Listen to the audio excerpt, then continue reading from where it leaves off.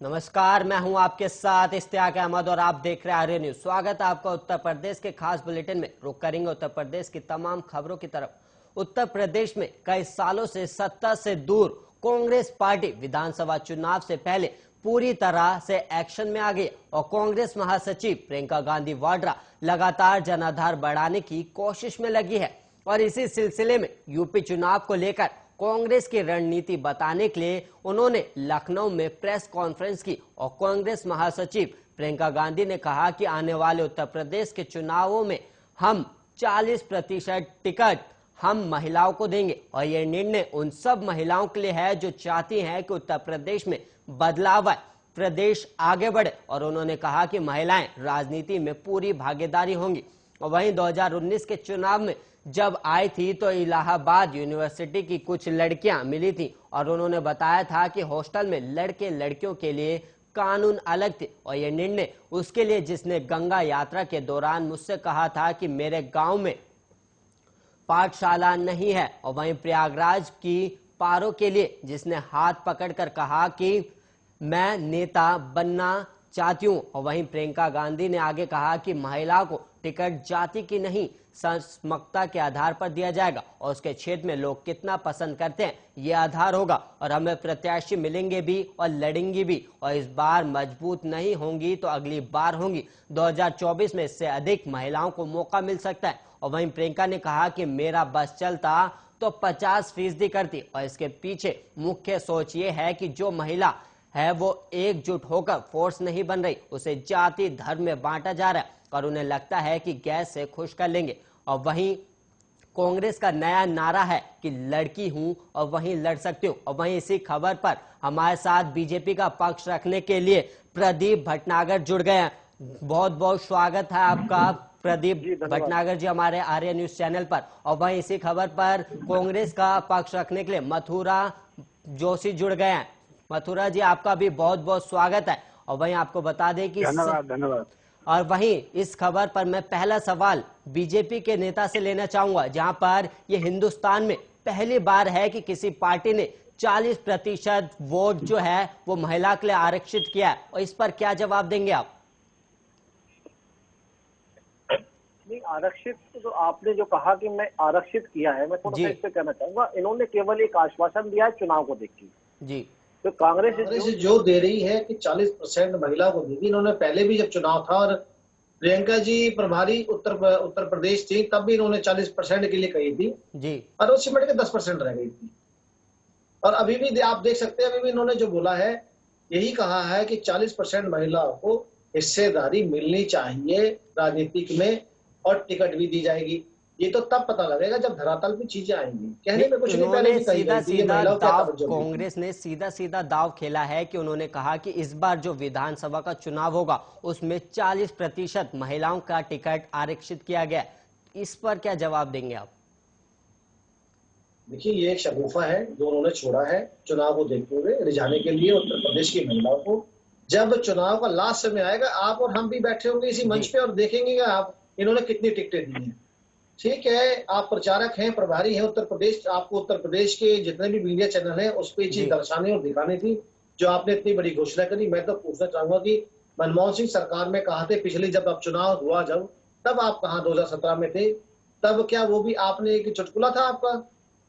क्या था? जवाब दीजिएगा, इनके सवाल का जवाब दीजिएगा। 2017 में चुनाव था, वो भी एक टॉफी दी थी आप। देखिए, भाजपा के सवालों का जवाब जी तो भाजपा में ही है जी। क्या जवाब दे सकते हैं ऐसे लोगों का जो लोग सवाल में ही।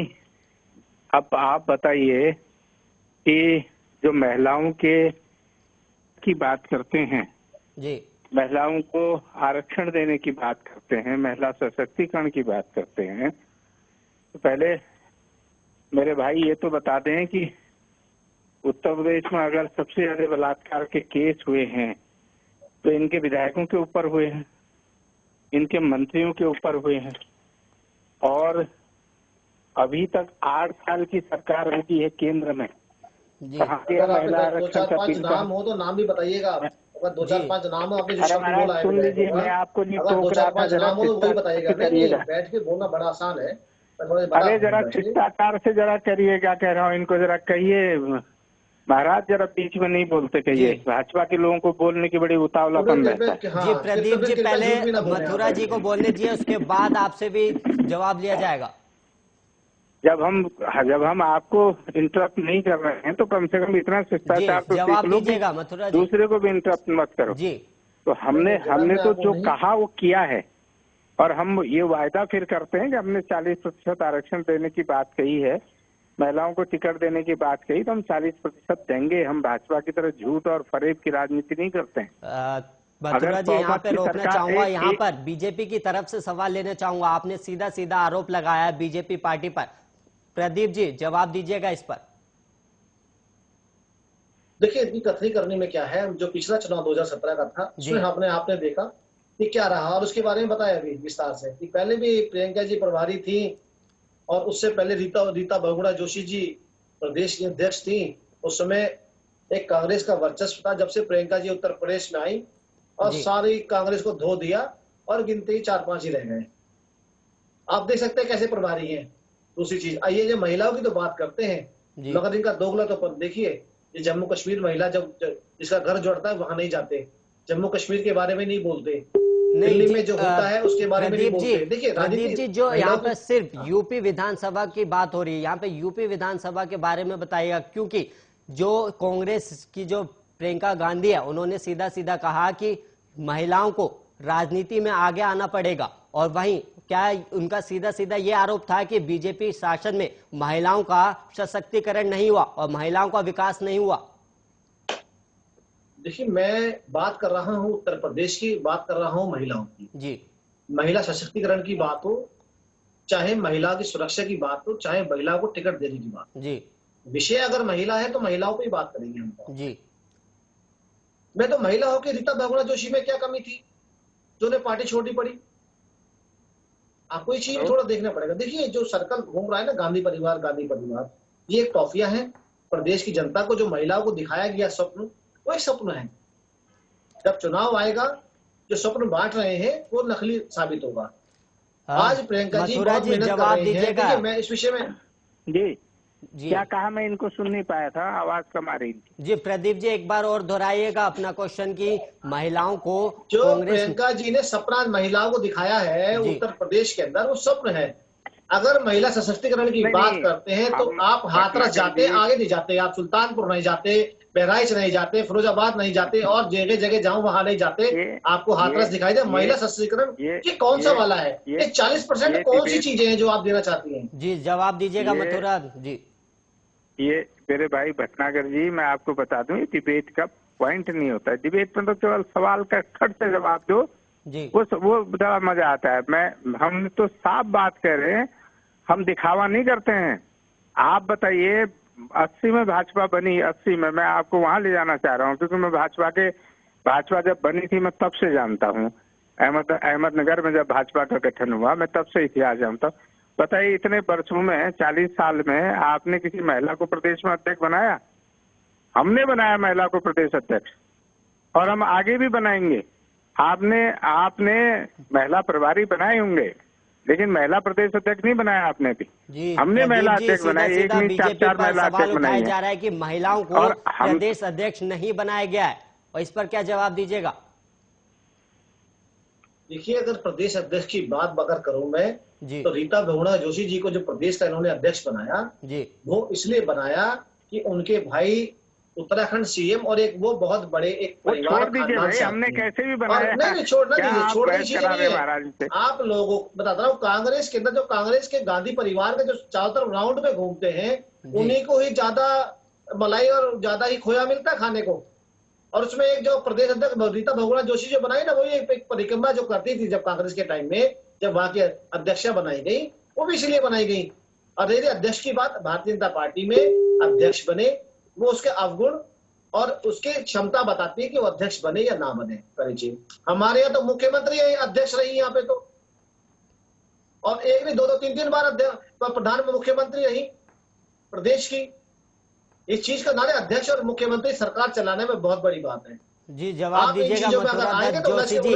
वो सीधा सीधा कह रहे हैं कि महिला अध्यक्ष बनाया गया है, जी अभी कांग्रेस हमने तो के महिला जो नेता है मुख्यमंत्री उनसे बनाई हमारा है। संपर्क टूट चुका है, लेकिन जी मैं सर, प्रदीप हमने तो भटनागर जी महिला आपसे ही मुख्यमंत्री लूंगा बनाई है। कि प्रियंका गांधी ने सीधा सीधा सरकार पर हमला बोला। उन्होंने कहा कि महिलाओं को 2,000 रुपए देकर या फिर गैस सिलेंडर देकर खुश नहीं किया जा सकता, या फिर और इससे राजनीति में बदलाव नहीं आएगा। तो इसका सीधा सीधा क्या मतलब बन रहा जी है, जी आप जवाब दीजिएगा। देखिए, बिल्कुल बिल्कुल बिल्कुल, जिस परिवार से प्रियंका जी आती हैं, जी प्रियंका जी को सोचनी चाहिए, जिस परिवार को सिलेंडर आपने कभी पूछा नहीं, जिस परिवार को आपने गरीब को पूर्वांचल और उत्तर प्रदेश के कभी आज तक खाता, बैंक का खाता खुलने के लिए भी उन्हें भगा दिया जाता था, आज सिलेंडर कभी सोचा नहीं था, आज उनको सिलेंडर पहुंचाया गया मुफ्त। आपने तो कभी सरकार इतने लंबे टाइम रहकर महिलाओं के बारे में सोचा ही नहीं, आपने प्रदेश की गरीबी के बारे में सोचा ही नहीं। आपके प्रियंका जी के दादा, प्रियंका जी की दादी है और उनके पिताजी खुद प्रधानमंत्री देश के रहे और उत्तर प्रदेश से ही गए जीत के। जी आपने महिलाओं के बारे में, गरीब के बारे में कब सोच लिया? आज तो आपको मथुरा चुनाव जी आ रहा है जवाब तो दीजिएगा आपको कि 40% आपने याद आ रहे हैं। महिलाओं के बारे में कब सोचा? आपका इतना साल शासन रहा, लेकिन कभी आपने महिलाओं को सिलेंडर देने की बात नहीं कही और कभी महिलाओं को 2,000 रुपए देने की बात नहीं कही, क्योंकि जो अभी प्रेस कॉन्फ्रेंस हो रही थी, प्रियंका गांधी ने सीधा सीधा सरकार पर आरोप लगाया था कि 2,000 रुपए देके और सिलेंडर देकर महिलाओं को खुश किया जा सकता है, लेकिन उन्हें राजनीति में बदलाव लाने के लिए ऐसा नहीं करना चाहिए। इस पर क्या जवाब दीजिएगा? देखिए, मैंने कहा ना, भाजपा के लोग, मुझे लगता है कि या तो अल्प ज्ञान है या हमारे पर ज्ञान नहीं है। हम लोग हमारा मार्गदर्शन ये नहीं करते हैं। आप बताइए, महिलाओं को पंचायतों में 33% का आरक्षण किसने दिया था?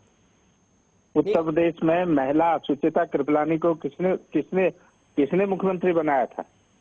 ये बता देना। मैंने प्रदेश अध्यक्ष की बात कही, मैं कह रहा हूँ मुख्यमंत्री की बात कह रहा हूँ। ये बता देना, उप मुख्यमंत्री 2 इन्होंने अपने पुरुष मुख्यमंत्री बना दिए, 2 मुख्यमंत्री क्यों नहीं बनाए इन्होंने? 1 क्यों नहीं बना दिया उसमें महिला को? अब भाजपा, मैं फिर आरोप लगा रहा हूँ, कतई किस महिलाओं की हितैषी नहीं है। ये महिलाओं का शोषण करना जानते हैं, महिलाओं का बलात्कार करते हैं, ये महिलाओं को अपमानित करने का काम करते हैं। ये कहीं महिलाओं को जगह देने वाले नहीं है। पंचायतों में बताइए किसने आरक्षण दिया? नगर पालिकाओं में किसने आरक्षण दिया? ये कांग्रेस की सरकार थी, राजीव गांधी की सरकार थी, जिसने संविधान संशोधन करके ये काम किए। हमने 18 साल के युवाओं को मतदान देने का अधिकार दिया। आप कहाँ महिलाओं की बात करें? मैं इसलिए निवेदन कर रहा हूँ भाजपा के मित्र से, हमारे छोटे भाई हैं, थोड़ा सा मुद्दों पर बात करिए, ये उलझाने की बात मत करिए किसी चीज को भी। आप आज ही बता दीजिए, बताइए आपका 33% आरक्षण का कोटा मंत्री परिषद में है महिलाएं आपके यहाँ? जवाब दीजिएगा प्रदीप जी, सीधा सीधा आपसे सवाल किया जा रहा है। बिल्कुल बिल्कुल। देखिए, अगर देश में भी और प्रदेश में भी अगर महिलाओं को कैबिनेट में लाने का काम किया तो बीजेपी ने करा और योग्यता के अनुसार और उनको बनाया गया जो पिछड़े जाति से आते हैं, जिन्होंने कभी सोचा नहीं होगा, आज उनको मंत्री बनाया गया प्रदेश के अंदर, इग्नोर नहीं किया जाएगा। और आपने देखिए हमारे चनौसी से विधायक आते हैं, हमने उन्हें कैबिनेट मंत्री बनाया। पहली चीज मैंने अभी इनसे पूछा, मैंने अभी इनसे सवाल किया, मेरे सवाल का जवाब नहीं मिला। मैं सुनिए सर, सुनिए, मथुरा जी, मैं तो छोटे से एक सवाल छोटा सा था मेरा, तो कि आपने कहा कि सिलेंडर देके कुछ नहीं होता। अरे भाई, आपने अगर प्रदेश की महिलाओं के बारे में सोचा है तो मुझे बताइए, आपने उत्तर प्रदेश के गरीब जो क्षेत्र आते हैं, आपने किसको छत दे दिया? आपने किसको पक्का मकान दे दिया? आपने किसको आपने सिलेंडर दे दिया? आपने बताइए ना, किसकी बेटी को आपने साइकिल दे दी? आपने कौन सी पक्की सड़क डबल दे दी? अरे भाई, आज तक जितने प्रधानमंत्री बने, गृह मंत्री बने, सब आपके उत्तर प्रदेश से आए। आप बताइए, आपने महिलाओं के सशक्तिकरण की आज बात कर रहे हैं आप 21वीं सदी के अंदर, आप उस समय कहाँ थे? जब उत्तर प्रदेश त्राहिमाम करता। आज प्रदेश की जनता को छत चाहिए, राशन चाहिए, उसको भत्ता चाहिए, उसको सुरक्षा चाहिए, उसको जो है उसको पक्का रास्ता चाहिए, उसको 24 घंटे लाइट चाहिए। प्रदीप जी, मैं यहाँ पर एक सवाल लेना चाहूंगा। जो यहाँ पर कांग्रेस ने महिलाओं का मुद्दा जो उठाया, क्या यूपी विधानसभा चुनाव से इस महिला से क्या विधानसभा की हवाएं बदल जाएंगी? क्या उनका जो मेन जो अब यूपी विधानसभा का जो चुनाव था वो विकास पर लड़ने की बात कही जा रही थी, क्या अब कांग्रेस को देखा देखी क्या बीजेपी भी महिलाओं को अपना उम्मीदवार बनाएगी? भाई, मैं तो सवाल करूंगा कि प्रियंका जी से, ये प्रियंका जी बताएं, जब 3 तलाक के विषय में जब कोर्ट ने इसका आदेश करा कि 3 तलाक पे जुर्म होगा और वो जेल जाएगा 3 तलाक देने वाला, तो इस विरोध में कांग्रेस क्यों खड़ी थी? क्या मुस्लिम महिलाएं जो है वो महिला नहीं है? जी, सबसे बड़े विरोधी यही थे 3 तलाक के। और और जो हाई कोर्ट जो इसको पिटीशन डालने में भी गए, तो वो भी इनके नेता थे, कपिल सिब्बल। क्या ये बता देंगे अगर मैं झूठ बोल रहा हूं तो? मैं ये महिला सशक्तिकरण की बात करते क्यों? अब चुनाव आ रहा है इसलिए। इससे पहले संघर्ष क्यों नहीं किया आपने पंजाब में कितनी महिलाओं को दे दिया, राजस्थान में कितनी महिलाओं को दे दिया है? अभी भी तो पंजाब के अंदर मुख्यमंत्री चेंज करा, आपने क्या महिला को बना दिया? क्या अपने को करने को देखिए आप क्या हो रहा है। आप जाएंगे, हाथरस जाएंगे, मगर और कहीं नहीं जाएंगे। आप राजस्थान के बारे में नहीं बोलेंगे, कश्मीर के बारे में नहीं बोलेंगे, पंजाब के बारे में नहीं बोलेंगे। केवल आपको उत्तर प्रदेश की राजनीति दिखाई देगी, क्योंकि आप वहां पे 0/सन्नाटा हुए, इसलिए। प्रदीप जी, हमारे पास समय की कमी है और वहीं आप दोनों नेताओं का आर्य न्यूज पर जुड़ने के लिए बहुत बहुत धन्यवाद। और वहीं आपको बता दें अगली खबर की तरफ ले चले, जहां पर लखीमपुर कांड में क्राइम ब्रांच को बड़ी सफलता हाथ लगी है। और वहीं इस मामले में जिस सुमित जायसवाल का वीडियो वायरल हुआ था, उसे भी गिरफ्तार कर लिया गया है। और वहीं क्राइम ब्रांच ने सुमित जायसवाल समेत 4 लोगों को उठाया। और वहीं अंकित दास का दोस्त नंद सिंह और सत्य प्रकाश स्कॉर्पियो चालक शिशुपाल भी पुलिस की हिरासत में। और वहीं सत्य प्रकाश के पास से एक लाइसेंसी रिवॉल्वर भी बरामद किया गया। और वहीं आपको बता दें कि हिंसा के वक्त थार से भागते हुए सुमित जायसवाल का वीडियो वायरल हुआ था और हिंसा के 24 घंटे बाद मीडिया के सामने सफाई देते हुए नजर आया था। और वहीं लखीमपुर मामले में थार जीप का सबसे अहम रोल रहा और इसी जीप की चपेट में आकर 4 किसानों की मौत हुई थी। और इसके बाद थार से उतरकर भागते हुए सुमित जायसवाल दिखा था और ये वीडियो कई दिन पहले वायरल हो चुका था। और वीडियो वायरल होने के बाद से ही सुमित जायसवाल फरार चल रहा था और कई दिनों से शहर में उसकी तलाश की जा रही थी। और वहीं आपको बता दें कि अब तक पुलिस मुख्यालय आरोपी समेत 6 लोगों से पूछताछ कर चुकी है। और इस गिरफ्तारी के बाद माना जा रहा है कि सुमित से पूछताछ में कई राज सामने आएंगे और खासकर थार जीप को भगाने के पीछे क्या वजह हो सकती है, इसका भी खुलासा जल्द हो सकेगा। और वहीं इसी के साथ उत्तर प्रदेश के खास बुलेटिन में इतना ही। ऐसे ही तमाम खबरों के लिए आप बने रहिए आर्य न्यूज के साथ।